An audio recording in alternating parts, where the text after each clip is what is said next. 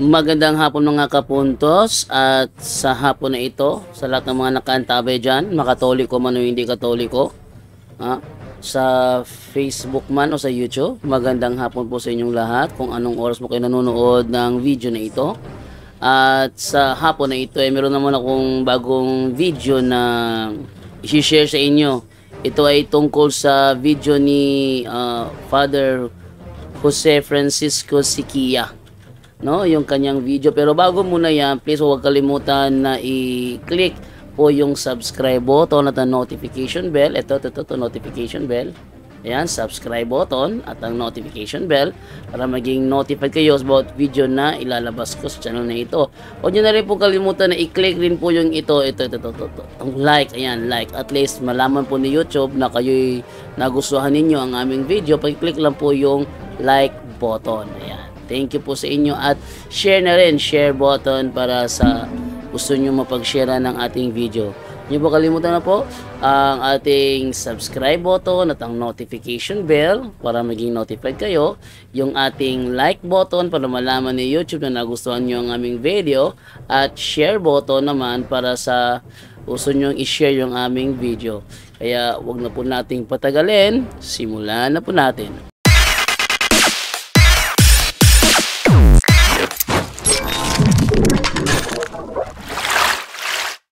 O for example, sa isang lugar, sa isang school, marami ng paranormal or psychic phenomena. That is a sign that there is a diabolical infestation. Father, palagi may nakita multo dyan. That is not a soul. Hindi kaluluwa yan. Demonyo yan. Yan ha. So tandaan ninyo ang sinabi ni Father Siquia.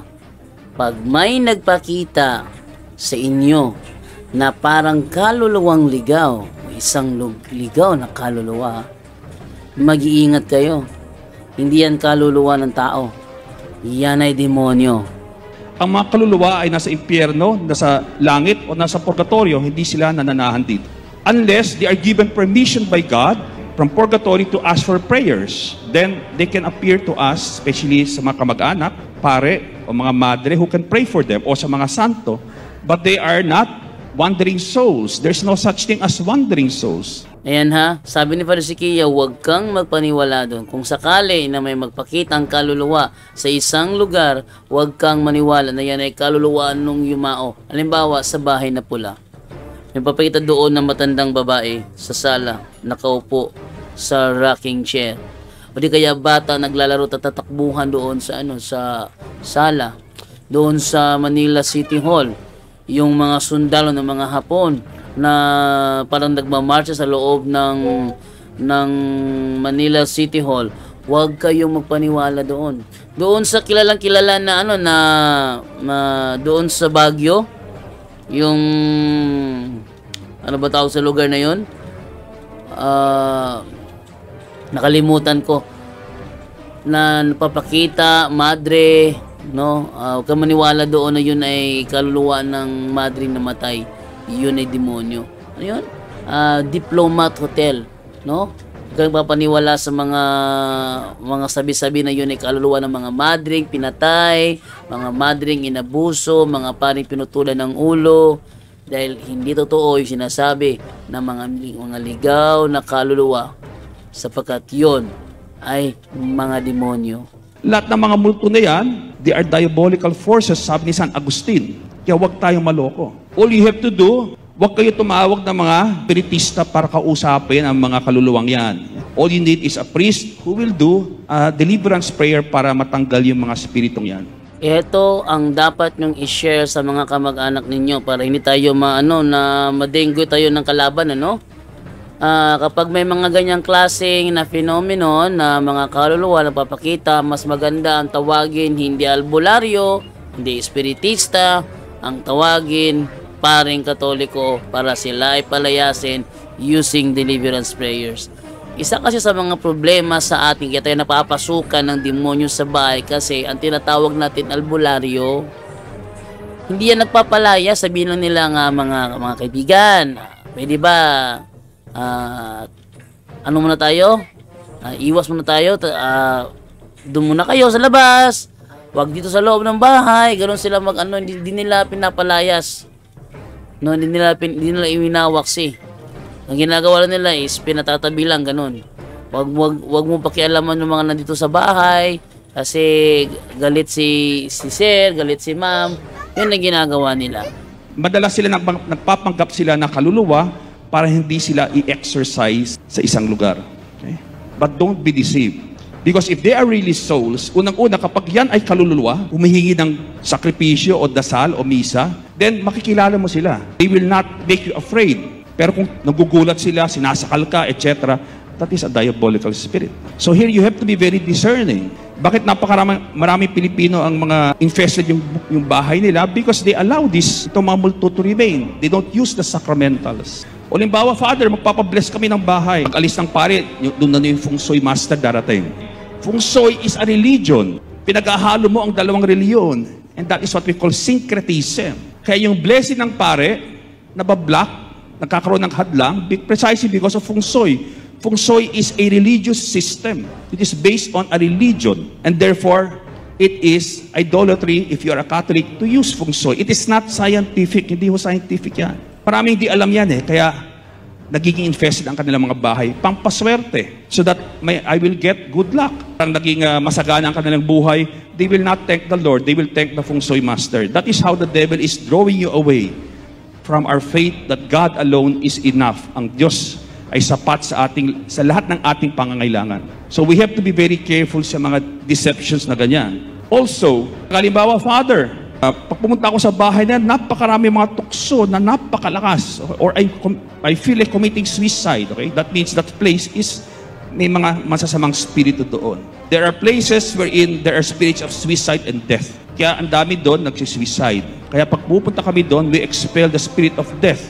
We exorcise yung spirito ng kamatayan na kumapit doon sa lugar na yan. If there are strong temptations in a certain place, in a certain house, a certain room, baka may mga nangyari dyan na hindi maganda, at ito ay naging attraction, na aliw ang mga masasamang spirito at kumapit at nananahan ngayon doon sa mga lugar na yan.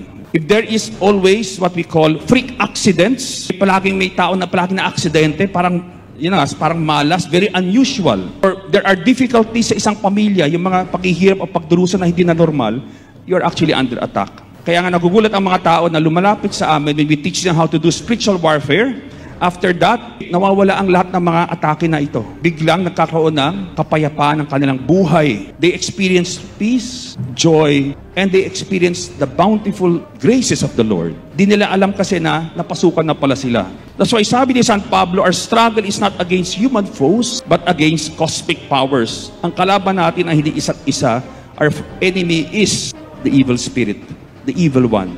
There are different types of diabolical attacks. Normally, yung tukso, alam na natin yan. Halimbawa, siguro nagdadasal ka, the devil can put images in your imagination. Halimbawa, nagdadasal ka, and suddenly, out of the blue, wala kang iniisip na masama. Biglang merong malaswa na imahe na biglang pumasok sa imagination mo. That is a diabolical temptation. Kaya huwag kayong magalit sa inyong sarili kapag biglang may pumasok na ganyang imahe. Sabi ni San Ignacio de Loyola, yan ay isang tukso mula sa masamang spirito. What you have to do is just don't focus on it, go back to your prayer. The devil knows what is in our imagination. Kaya mag-ingat tayo sa anong ini-imagine natin. Because nakikita ng demonyo yung ini-imagine natin. But the devil does not know what is in our mind or nasa puso natin. Only God knows what is in my mind. That's why ang demonyo hindi niya alam yung iniisip ko. Unless I direct my thoughts to the devil. Parang telepathy. Halimbawa, may kaso ako ng mukha. I want to test kung talagang possessed tong tao na to. Nagwawala siya. I would command, okay, using my mind only, tumahimik ka sa ngalan ni Jesus, biglang tatahimik, biglang hindi na makapagsalita. I see that talagang may demonyo sa taong ito. I'm able to test because I can direct my command even with my mind to the devil, pero hindi niya kayang malaman yung anong iniisip ko unless I direct it towards him. Ganun rin ang ating guardian angel. Our guardian angel does not know what I am thinking. Kaya kapag ako gusto kong kausapin ang aking guardian angel, I will have to direct my thoughts to him. Only God knows what is in my mind or what is in my heart. That's why the devil can attack through temptations and also through possession, oppression. Okay? Yan yung mga atake ng demonyo sa ating katawan. yung mga nabarang, mga nakulam, may mga kaso kami nababarang o nakukulam dahil sila ay hindi protektado nung sila ay kinulam o binarang ng mga mangkukulam o ng mga aswang. Pag natamaan yung isang Katoliko, tapos lumapit sa amin, we always ask the person, bakit ka natamaan? Ibig sabihin, you were not in the state of grace. Because kapag ikaw ay nasa state of grace, ang banal na Espiritu Santo ay nasa kaluluwa mo, kahit ano pang kulang pinapadala sa iyo ng mga pinakamalakas na mangkukulam, it will not have any effect. You can trust that the demons are afraid of God. Takot sila kapag nakita na buhay ang banal na Espiritu Santo, ang pagmamahal ng Diyos, ang pag-ibig ng Diyos dun sa kaluluwa. That's why, remember, always be in the state of grace. Kasi if you are not in the state of grace, halimbawa nakasala ka ng malubha, you commit a mortal sin at hindi ka nagkumpisal, habang tumatagal, dumadami ang makasalanan mo, at dumadami rin ang kumakapit ng mga spirito sa buhay mo. Kumakapit yan sa katawan mo. So sometimes umaabot yung dami ng, halimbawa isang tao na napakamasama. And now, gusto niya magbagong buhay, pag in-exercise siya, magbawala yan. Possessed na. The devil will try to possess the person kapag gusto niya magbagong buhay. That's why doon namin nakikita na because sa tagal ng panahon na hindi siya lumapit sa sakramento ng kumpisal, throughout the years, demons attached more and more until they had the power to take over the body, which we call possession. Obsession naman yung atake ng demonyo sa ating pag-iisip. Usually what we call yung magkakaroon kayo ng suicidal thoughts or tendencies, yung mga diabolical obsessions, ayun. Parang nakikita mo kahit saan yung mukha ng demonyo, etc. Yan yung mga tao na medyo very psychic o bukas yung kanilang third eye at pumapasok sila sa mga witchcraft o sorcery, nag-ghost hunting sila. So, the priest as a shepherd and as defender of the flock is called to remove lahat ng mga blocks o mga hadlang na nilagay ng tao sa kanyang buhay kaya't hindi nakapasok ang grasya sa kanyang buhay. So that priest is supposed to guide the flock to show people kung bakit hindi makapasok ang grasya sa kanilang buhay at bakit miserable ang kanilang buhay, bakit nagkaganyan ang kanilang buhay. He is there to help the person, guide the person. Eh pag nakita niya na nandun ang demonyo talagang nakakapit, nagiging hadlang sa grasya ng Panginoon, then the priest is there to exorcise the evil spirits. Kapag ang isang tao ay possessed, then you did an exorcism. Pero kapag isang tao ay oppressed lamang o obsessed, o kapag may yung bahay nyo ay parang maraming nakikita mga duwende o mga white lady, then kahit parish priest ninyo, they can do the deliverance prayers. At kapag ginawa ng parish priest ninyo, afterwards, kayo na pwede nyo gawin yan. Basta bahay ninyo. So after the initial blessing ng pare, initial expelling, okay, gumamit halimbawa siya ng minor exorcisms. Then, every month, pwede na kayo gumamit ng mga sacramentals, holy water, going around your house para i-bless yung inyong tahanan, yung inyong bahay. Because you have spiritual authority sa inyong mga tahanan, sa inyong mga bahay. You have that authority to use the sacramentals. Kaya kapag kayo ay mga magulang, you have the authority to bless your children. Yan ay isang sacramental din. When you bless your children, it is a powerful sacramental. May mga bata kaming possessed na kanilang magulang binabless lang tuwing gabi na the spirit on their own umalis. Hindi na kailangan exercise. Napakabisa at tindi ng blessing ng isang magulang. Because that is an authority na ipinagkaloob ng Diyos sa inyo nung kayo'y kinasal. That is part of the sacrament of matrimony. Kaya nga, don't forget to bless your children, to bless your family members. You can do deliverance prayers or prayers of spiritual liberation sa inyong mga kamag-anak. But yung bawal lang ay huwag kayo pumunta sa inyong kapitbahay at doon kayo mag-exercise. Kasi wala kayong spiritual authority doon, gagantihan kayo ng masasamang spirito. Or don't go around praying over everyone that you see. Because you have no spiritual authority over those people. Dapat those people who are under your spiritual authority, yung inyong mga kamag-anak, yung inyong mga anak, etc. Unless you are part of a ministry of spiritual liberation or deliverance under the bishop. So, a priest is a shepherd who watches the flock with faith because napakagaling ng demonyo magtago. Napakagaling niya magtago at tumira ng mga Katoliko. And he is very good in hiding, kaya you have to have the eyes of faith para makita siya. Kaya kapag may mga dumadating na mga tao sa akin, for example, no, for interview, madali na sa akin to see, there is a diabolical spirit dito. Ito, hindi masyadong malakas. Ito, malakas pa. Because magaling ang demonyo magtago. Bakit siya palagi nagtatago? The first reason, bakit siya palagi nagtatago at tumitira ng palihim? The first reason, so that kapag ang tao ay bugbog na at hindi niya akalain na siya ay inaatake ng demonyo, magagalit siya sa Diyos. Or hindi na siya maniniwala na ang ating Diyos ay mapagmahal. Who do you think people blame kapag sira-sira ng kanilang buhay? Eh di ang Diyos. Because they don't believe that the devil can attack them. Or they don't believe in the devil. Kaya nga sabi ni St. Peter, sa 1 Peter chapter 5 verses 8 to 9, stay sober and alert. Your opponent, the devil, is prowling like a roaring lion looking for someone to devour. Resist him. Ibig sabihin lumabang ka. Solid in your faith. So we have to be very, very careful. Always be protected because the devil is like a roaring lion looking for someone to devour. And secondly, kapag hindi ka naniniwala sa demonyo o na kaya niyang umatake sa iyo, then you will not be protected. Hindi ka gagamit ng tinatawag natin yung mga sandata ng ating pananampalataya. The weapons of light, the armor of light na sinasabi ni San Pablo. Kaya nakakalungkot, no? We are Catholics, but we have so many. Marami pa rin tao na possess, marami pa rin taong in-oppress ng demonyo. Marami pang mga bahay na infested. Kasi pinaghahalo natin ang ating pananampalataya with other religions. The houses, or many of the houses na naging haunted, natuklasan namin when we were doing an exorcism is because bago tinayo ang bahay, nagpadugo sila. Nag-alay sila ng dugo sa mga engkanto. And because of that, yung mga engkanto ay fallen angels ho yan. Okay? Yung mga engkanto, mga duwende, lahat yan ay demonyo. Binisikan mo yan ng holy water, pag ikaw ay psychic, nakikita mo sila. Okay? I'm sure some of you here are psychic. You can see spirits. Bukas yung third eye ninyo. Okay? Pag binisikan mo ng holy water ang mga duwendeng yan, mag-iibang anyo yan. They will become full-blown demons. Kaya nga, they are not angels. Huwag tayong maloko. Kahit sila ay nagpakita bilang white lady, engkanto, kaluluwa, huwag tayo maloko.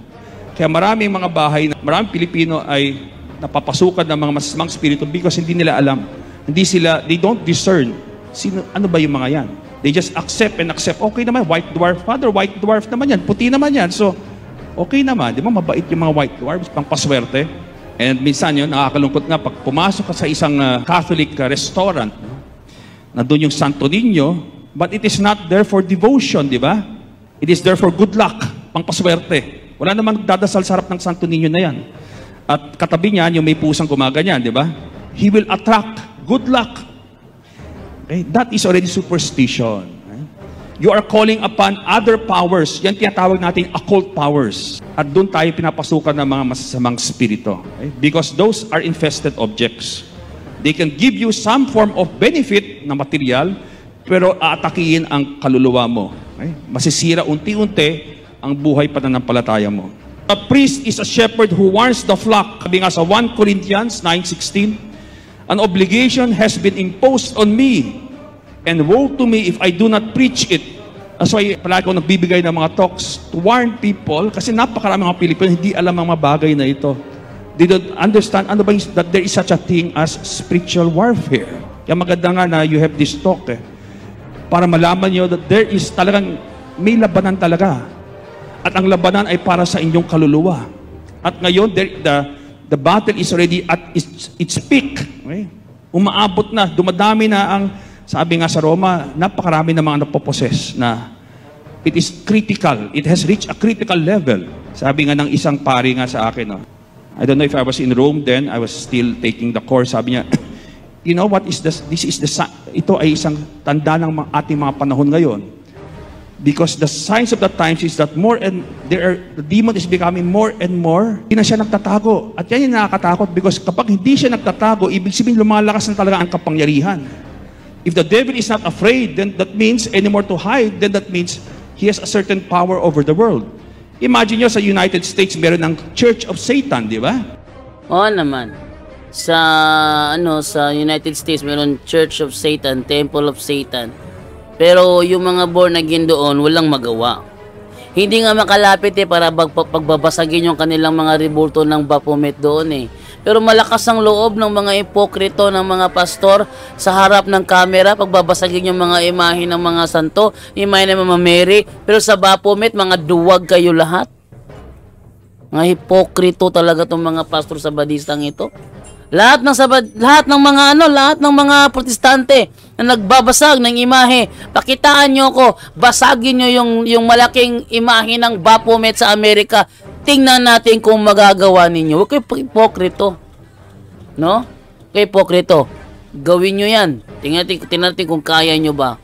Yung video kayo, basagin yung mga imahe namin. Tapos doon takot kayo. Lelang nyo lahat. Okay. So, sa lahat ng mga nanood, thank you po. At yun po ang pahayag ni Padre Sikia. Ito po ay ating unawaing mabuti, ating i-record, download, unawain, para kung sakali na may mangyari na related sa kanya sinabi, alam nyo na kung anong gagawin. Ito po si Jando Alabado na sasabi po sa inyo. Thank you po at maya-maya kita po tayo uli sa another episode ng Punto por Punto. Maraming salamat po.